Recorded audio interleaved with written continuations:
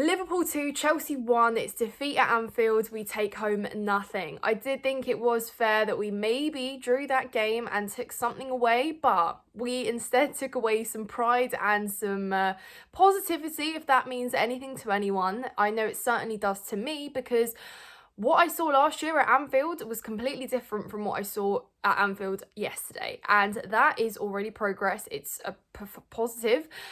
I literally stuttered there to say positive, but it is true. It is what it is. It was a real reflection and indication of where we're at as a team, and we should be proud of ourselves. That was not a bad performance at Anfield, so for me, yeah, bit of a positive review here for you guys. If you're new to the channel, welcome. If you are a subscriber, welcome back. It's been a while, but we are here to talk about Liverpool versus Chelsea. What was basically the toughest game you could have after the international break. League leaders have been on a great run themselves under their new manager Arne Slot, and I'm going to look at us. I'll look at where we're at. Again, I said the fact that we went to Anfield last year with no game plan, got absolutely embarrassed and demolished from every sense of the word, outplayed, outclassed, and it was very negative, a bad day at the office. But the fact that we've really been on this streak of continuously coming up with a game plan, adapting in games, and just going out there and trying our best. At the start of the game, we dominated as well for large parts of it. We seemed like we were the better team at times up until the penalty. But before I get into the ins and outs of the game, let's talk about the lineup, because that really surprised me, guys. I did not expect to see Lavia and James straight back into the lineup. One thing that our previous managers have done with James is just reintroduce him way too quick after injuries, and it often leads to him really quickly picking another one up shortly after. So I was a little bit scared, but I was nevertheless really happy to see that Maresca went as strong as he did. It would have perhaps made more sense to play Vega maybe at left back, but considering he would have been up against Mo Salah, it made more sense to try Malo Gusto there. He has played as a left back. It's not his favoured position, and I did think at times you could see, you know, when he kind of did take it up until the very end, it wasn't that comfortable for him to cross, and maybe if he's on the right, that's a more effective cross. It leads to something more, but that was a little bit slower. And again, you can't fault him for it. He obviously made room for Reece James, who solidified his spot in the right back role. Said thank you very much, Malo Gusto, for filling in for me in this past few months, because it's been ages, but yeah, it's my time. And I thought he started off quite brightly. He seemed pretty confident on the ball, maybe made and had to pick up for a few defensive errors elsewhere, but I think Lavia equally from the get-go, considering he's not played, I think since the Man City game, pretty good. Look at him competing with the league's kind of best teams midfield after not even playing for Chelsea, really. He's not built the chemistry with the other players yet. He was very good at carrying the ball, always looking to make a forward pass. You know, he was feeding in Sancho there on the left-hand side, and he just seemed very big, very physical in that midfield. Equally, Caicedo, what a performance from him too. We've talked about improvement. We've talked about him progressing. He was obviously involved with Nico's assist in the second half, but always really trying to play it forward, being strong on the ball, carrying it well. He was great up against Gravenberch, and I thought that the one-on-ones across the whole pitch were just really intriguing to see most of the times. The fact that we are able to compete with Liverpool's players as well is great, because let's not lie, a lot of people will say, yeah, but both teams are under new managers. They've both never managed in the Prem whatsoever. But I think it does really make a difference that these players, a lot of them at Liverpool, have built the chemistry of playing together alongside each other under Klopp, you know, and it's very, very different. We, however, new players all across the board as well, have come in under a new manager. So I think we should cut some slack, you know. It was a pretty good go at Anfield, one of the toughest places to go in the Premier League, especially after an international break when players have been on duty whatsoever. And again, I said we dominated at the start. You know, we looked like we were really causing Liverpool some problems. We pushed them back. Obviously, when they capitalised on a few errors here and there where they countered us, and it was really kind of end-to-end a couple times in the first half. And obviously one of the most controversial moments of the game, minute 5 or minute 6, when Tosin went in for a challenge that was awarded a yellow card. A lot of fans instantly reminded us about the Saliba situation not really that long ago. And yeah, so it did spark up a lot of conversation. It did end up in a lot of different arguments. I don't really think it should have been red, but I understand when decisions, as they were in a lot of the games, I mean, in our game as well, yesterday there were a few decisions that were a bit inconsistent. I understand why it does lead to just discontent across the board with football fans, and it does need to be better. But yeah, overall, Tosin, I thought, should have been a little bit more mindful. I think in terms of defence as a whole, there were some recklessness, and Levi Colwill, I bring you into this conversation too. That is where we really need to look at discipline, because it's not just this game, or it's not just the penalty that was obviously given to Mo Salah.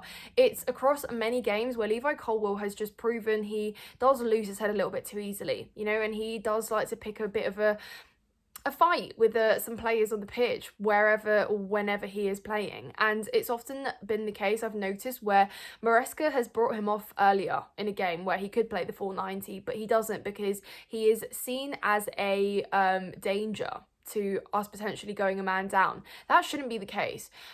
Colwill should know better. He should really do better when going in for challenges like that, just being a little bit more composed, because somewhere down the line it could come back to bite us. If I look at this team, Colwill to me probably looks like the player that will see red first.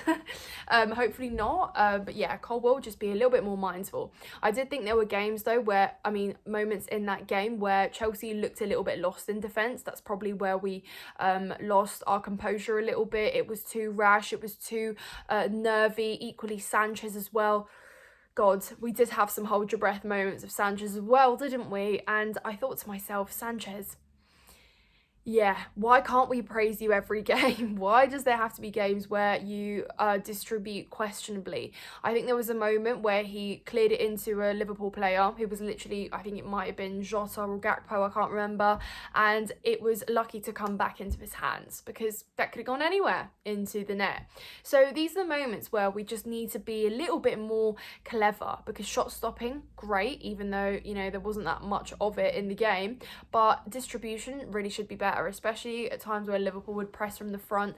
There were moments where we really overcomplicated playing the ball out the back. There doesn't need to be that much complication with this, guys.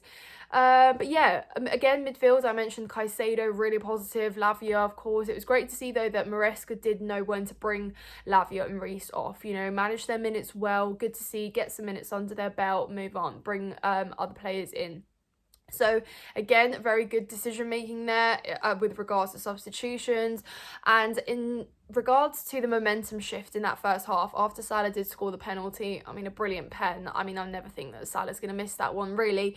After that pen, momentum really shifts. We are instantly in kind of this panic mode where we've kind of lost control a little bit of the game, and Liverpool are like, they're like just hungry animals, once they've scored, they want more. They literally come at you, and it's often the case where that's when they use that first goal they've scored to score another very quickly, and use the moment of their opponents kind of getting back into the game to kind of hit another dagger, and that's what they were really trying to do. And then obviously we were behind at the break, but another positive, guys, from last season, because me, miss positivity. Another positive, last season when we'd concede or we'd be behind, oh my god, equalisers never came as a given, did they? It often meant there was another, or we'd be fighting for dear life to fight for a point. But the equaliser came so quickly after the break. Nicholas Jackson, wow. How many times have we seen him in that moment last season where he's missed it, or he's not been strong and stayed up? That was a great finish from him. It was a great assist, gets us straight back into the game, but we almost couldn't enjoy that because Curtis Jones came back. The animals I mentioned, so eager, so hungry, on it to get more. We did not have about even 3 minutes to really get back into the game, compose ourselves, regain our shape and structure. They were straight back at us to retain their lead. And again, that is where perhaps a little bit of a difference between the two teams is identified. And that's okay. I didn't like that we conceded. Obviously, I was not very happy. Could we have done better? Yes, absolutely. But there was a moment where I did think that, we looked like equalising. There never was that moment last season, not at Anfield anyway. And Kunku came on and he pulled one back, but it meant nothing because the game was over. a long time before he'd come on. So that's a positive there, guys, right? You know, we managed to fight to get back into that game. You know, we didn't let them walk away with a clean sheet. They've not conceded goals. So the fact that, you know, we've scored one after they've only conceded two across the whole season is still another positive, right? We managed to score. So there we go. We are sixth, I believe, 3 points off a top four, top three. So it's not awful when you put things into context. You know, there's difficult games coming up, but these are the ones that we're now going to really put our new kind of progress and play under Maresca into, to the test. That's where the real tests are coming, guys. It's been great. We've been enjoying this ride, but we have to stick along and see where this takes us. You know, it's not the end of the world. Liverpool did not thrash us. They didn't outplay us and outclass us as they did last season. There were many moments that we could take positives. Now, before I round this one out, I do want to talk about our attack. I know it's easy to kind of not really discuss it because not much happened really towards the front, but it's hard to make a match review film almost 10 minutes and not mention Cole Palmer. Every match review I've done, pretty much, Cole Palmer is the first name that kind of pops up. Today, he is probably the last, and that is because Cole Palmer had a very quiet game. And whether it's because he was marked very well, Liverpool did well to close him down and keep him quiet, I don't know. But there was a moment where Cole Palmer could have scored. And he just took a little bit too much time. He overthought it a little bit, took an extra touch, and his corridor was shut. Maybe could have passed to Madueke there, but he didn't. And that was a moment of Palmer overthinking it a little bit. He's allowed to have a day. I think out of any player, he's going to be the last one I criticise. He's allowed to have an off day. But yeah, very, very quiet game from Cole. I'm sure he'll be back. He is still the greatest player and doing so much good for us. So yeah, overall great. I think Sancho wasn't as bad as people made him out to be. I thought maybe at times his dribbling is a bit too stop start. I think he should just try and, you know, capitalize on the open space, try to shoot. I don't think he trusts himself to shoot too much, and he really, really should. I don't think though he was awful, but the right call to bring him off for Neto, that was what was a good substitution. Maybe Maresca wished he started Neto in that game because of how much pace and energy he brought down. You know, he doesn't just kind of come from the left. He plays very centrally, tried to get a shot off, but he brought on a lot of energy. His crosses, I think he has one of the best crosses, I must say, in that front line. You know, Cole Palmer, Neto, brilliant at crossing. So I think that that's something that we're going to utilise further down the line. And if Neto can master that and eventually have someone meet those crosses, then we'll be in for some more goals. So yeah, again, positives to take. Hard to talk about the front line. I thought Nico, he got the goal, the only one on the night, so fair play to him. But yeah, positives to take, not the result we perhaps would have wanted. And sometimes these defeats hurt because you know you could have gotten more out of the game and you didn't, but this is life. 2-1 at Anfield, guys. Let me know your thoughts in the comments down below. If you're a new viewer and you enjoyed this video, then hit the subscribe button. Like this video, let me know your thoughts. Take care of yourselves, guys, and up the Chels.